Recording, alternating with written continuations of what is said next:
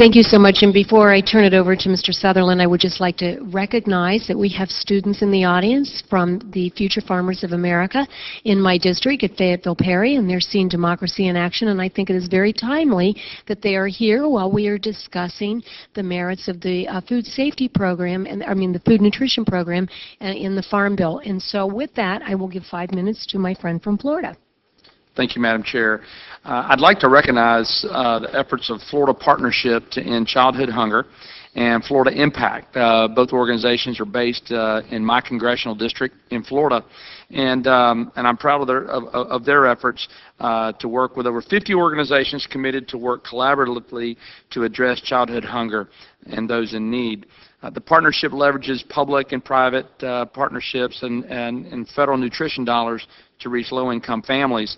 What is your, and I know you're new in your post here, what is, in your opinion, the role between these public and private partnerships and how they should work together to really address hunger? Oh, they are. The role of these partnerships is critical. Particularly as they work together in a state, leveraging both their resources and their knowledge, being able to target their resources, being able to be strategic in thinking through how do we move the dial, as I often call it, from where it is today to where we want it to be, to reduce hunger, to improve nutrition. We support these partnerships. Many of them, our regional offices work closely with them. We provide staff support to them. They are an integral part of the work that we do at the regional level and at the national level.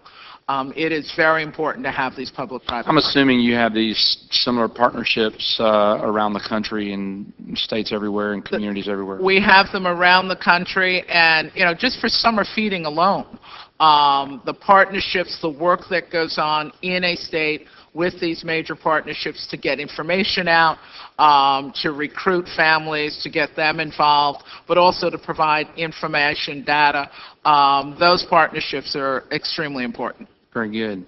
I also want to mention, I know that our Florida Agricultural Commissioner, Adam Putnam, a colleague of, I know many of those on this panel, this past year, I know he has a current pending application before USDA Food Nutrition Service, and it's basically in the Healthy Schools for Healthy Lives Act. And so I just would like, on behalf of my state, just ask your consideration in that application. I know that we're eager to work to make a difference, not just in my district, but in the state of Florida.